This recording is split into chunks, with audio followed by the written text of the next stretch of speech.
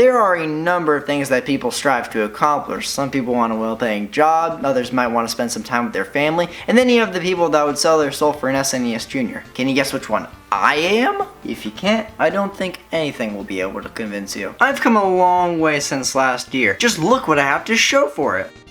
I promise you, it doesn't get better than this. I don't feel like I've been focusing on collecting this year as much as previous years. I've been spending my funds on several different areas, which is to say, none of the right ones. But that doesn't mean I haven't had my fair share of pickups from this year. And while it doesn't feel like much has changed, looking back a year prior, there are several items that are in completely different places. And in general, everything's just a lot more tidier. A year ago, I had no idea how I was going to sort any of this out. But seeing as it is now, it definitely improved itself over time. I got through at least a few of the goals I laid out a year ago, and no, I'm not talking about accepting Wario World, because I haven't yet. So let's instead turn our attention to my greatest achievement of this year. I found this on the side of the road. A CRT TV is something that I've always wanted, so I could play my retro games the way God intended. And I will say that it feels like the most natural way to play these games. There's just some sort of graphical finesse that you get when playing on a CRT. Like these consoles were made for this specific layout in mind. I have the first 4 Nintendo consoles on display here, as I easily play them the most often. I love all of these consoles, and this is probably the best method I have of playing them. It is hard to get more multiplayer-centric games in here like Mario Party because of the lack of space, but I'm not gonna act like I haven't had a full house in here screaming about chance time. And as I said earlier, I found this on the side of the road, which includes the wooden trinket on wheels as well. Though it has always been my fear that the weight of the TV will come crashing down and destroy all the consoles below it, which is very unlikely. Moving on to less important matters, Shrek 2! This is the primary TV of this room, and it has easily changed the least out of everything. I mean, the GameCube might not be in the front corner anymore, but it is still in the same room. Aside from that, the Switch is still here, and so is the Wii, which I keep around because if I can't find anything to enjoy in this half of the room, there's always Picross S6. But overall, this room finally grew up to being a great place to play a majority of my Nintendo catalog. Now this room,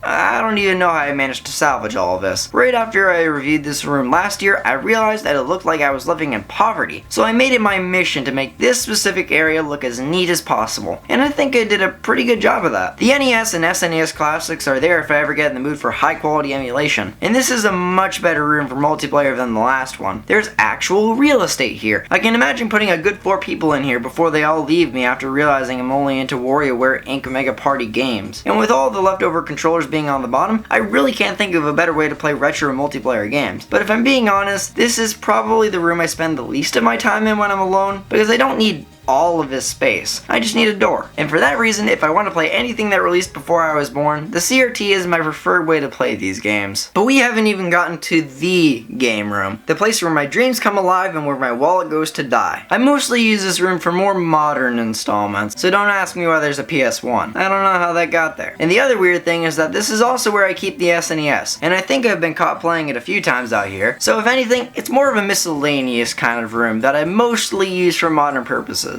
I play the Wii U more often than I should. Nintendo Land has yet to be remade. This room has probably had the most changes though, some being relatively small and many being very apparent. Because my game collection grew so radically in all but a year, I had to buy myself another bookshelf to keep me alive. The console bookshelf was pushed off to the side and I had to give it a whole new round of decor consisting of some amiibo, instruction booklets that came with some consoles, and the Virtual Boy stands proudly beside them, shining as a beacon of disappointment. In other news, there's a smaller CRT underneath this table, mostly for playing some old plug-and-play games if I ever get in the mood. There's now a rack for my Game Boy games, which is rather empty because I don't go out of my way to collect them very often. This bookshelf over here hasn't changed one bit, and its twin's only noticeable difference is the existence of the Bug Fables Collector's Edition box. And yeah, I couldn't pass up the chance of putting that on display. I still love that game more than what should be considered healthy or legal. And the other bookshelf is also rocking some new decorations, which are mostly just boxes that I consider to be important, or perhaps just interesting conversation starters. I think I've accumulated a good amount of games up to this point. However, the last bookshelf is looking like it might run out of room someday soon, so I'll have to burn that bridge when I come to it. But as for things that I've collected this year, the SNES Junior is an interesting item to behold because it doesn't have much of a purpose. It doesn't really change anything about the original console except its shape and likability. You might as well give it a sign that says divorce. People will ignore it just as much. I somewhat like its design, and I somewhat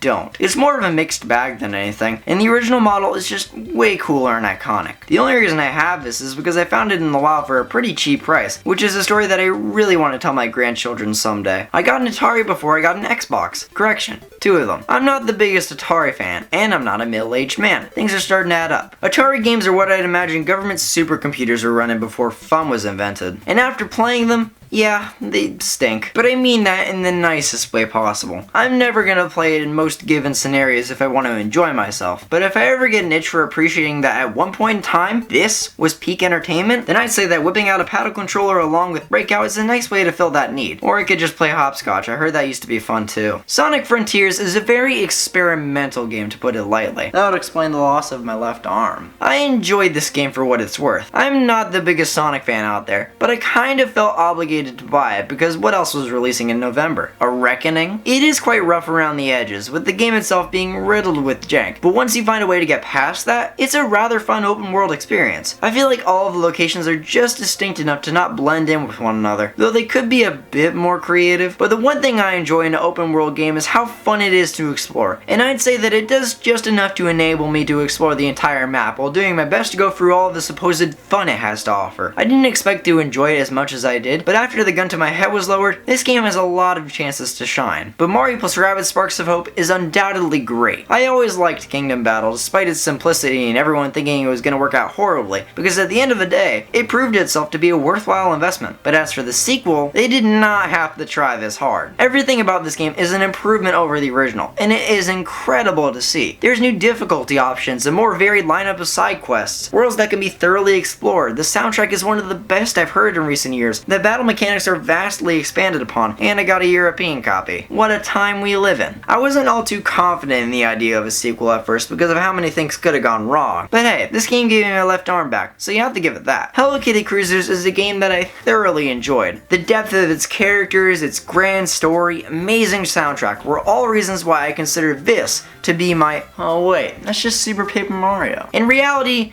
this game is bad. Shocking, I know. As for why I own it, never ask a man a salary. I desperately want to play this with a friend sometime. There's just something about playing a bad game alone that feels absolutely miserable. Because its slowness, bad items, poor track design, and general horrific nature could probably be turned into fine humor if you get someone else in on the joke, which is a hard thing to do if you're not a big bribery fan. Kirby and the Forgotten Land is probably my favorite game that released in 2022, which is how you know I didn't play many of the major releases in 2022.